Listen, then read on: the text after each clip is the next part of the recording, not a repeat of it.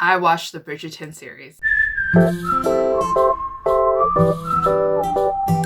Hi guys, welcome back to the channel. Now for today's video, I'm going to be doing something so original that nobody has done before, and I'm pretty sure that nobody will do, and it's basically a review on the Bridgerton series. But my review is not going to be a full-length review like you would see in an essay that you'll write in high school. It's not going to be a proper review where I dive deep into the characters and I dive deep into the acting and the plot lines, but I'm just going to be sharing some of my thoughts that I had while I was binge watching the 8 episodes that have dropped on Christmas on Netflix. So if you guys are not familiar with the Bridgertons, it's basically a show that is based on Julia Quinn's very famous historical novel series called The Bridgertons. Basically, it follows the Bridgerton siblings and how they debut into season. They perform their duty by getting married to a wealthy husband or getting married to someone with a great title and a great background, and so that they can, you know, have a family and carry on the title name and things like that. So this series actually follows our main character, Daphne and Simon, who is introduced in the first book called The Duke and I.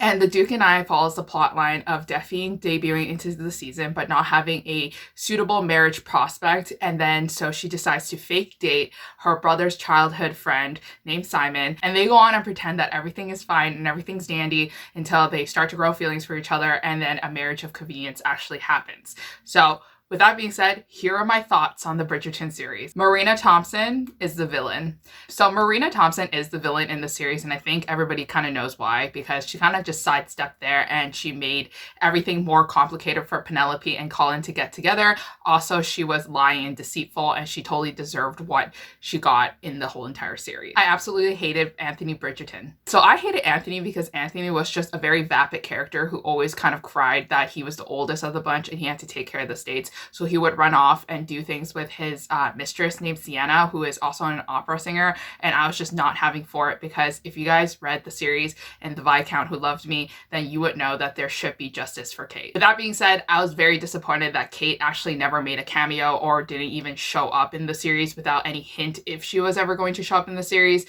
Kate was one of my favorite characters in the whole entire Bridgerton series because she seemed more realistic. She didn't feel like that she was the most beautiful of the world. But Anthony was there to kind of fall in love with her and for her to demand for more in life and to also accept her beauty. This isn't really doing with the plot, but I think one of the main things that made me really enjoy and appreciate the series is the diverse cast of characters. You are not only just going to see one race, you're going to see multiple races. You're going to see kind of a full representation of what the country kind of looks like and also how the world looks like. And I think anybody would really appreciate seeing someone look like them on screen, especially on a Netflix series. The production value for this show is very high. Like, for some reason, everything just looks so crisp and clean, and everything is very well lit, which is unseen for in Regency time period dramas, I feel like, because normally they like to do natural lighting and to use candlelight and use little darker settings because it's trying to mimic the fact that there is no freaking electricity back in that time period.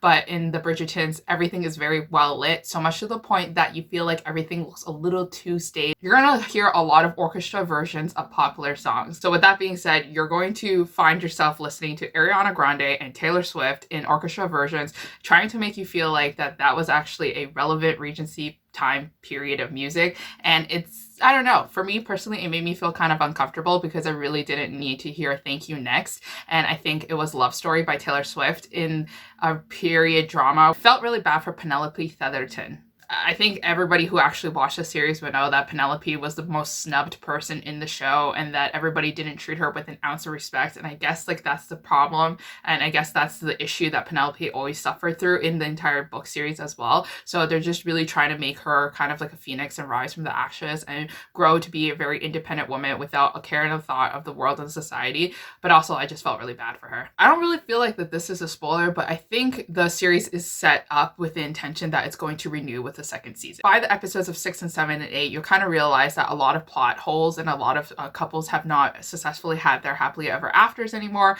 So you're going to start to realize that, hey, maybe a season 2 is going to be in the works. And after discussing it with my friends on Twitter, it actually has been confirmed on IMDb that season 2 has been renewed and that we won't probably see a season 2 until a year and a bit later, since the whole world is in a pandemic. You're going to really appreciate the diverse sexual orientations of people as well. I feel like that this series had a really great reputation for couples, especially for the LGBTQIA plus community, and I really just love watching that storyline unfold too as well. Finally, I think the most troubling part of the series was that obviously they try to do everything very dramatically and that they're trying to spice up everybody's kind of true pairing of relationships, but there were characters that were introduced in the series way too earlier on, and there were characters that never even belonged there in the first place, but they were introduced to create drama, and now there are characters kind of just coming in and ruining things for the main couples, and I just didn't feel like that this could ever end well, in my personal opinion. But I'm excited to see how season 2 unfolds and to see if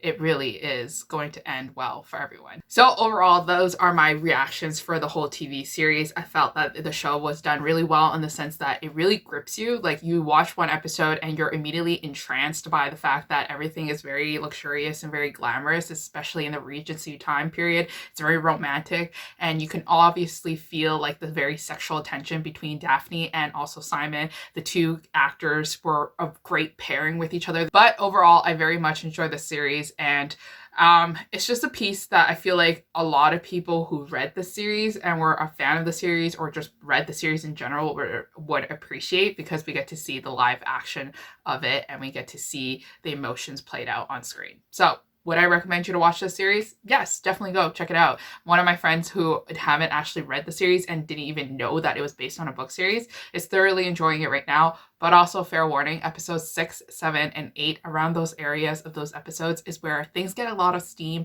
and maybe you shouldn't watch on the family TV if you're expecting that your parents aren't going to walk in anytime soon, because things can get a little bit awkward. But until next time, I'll see you guys again with another video. Bye.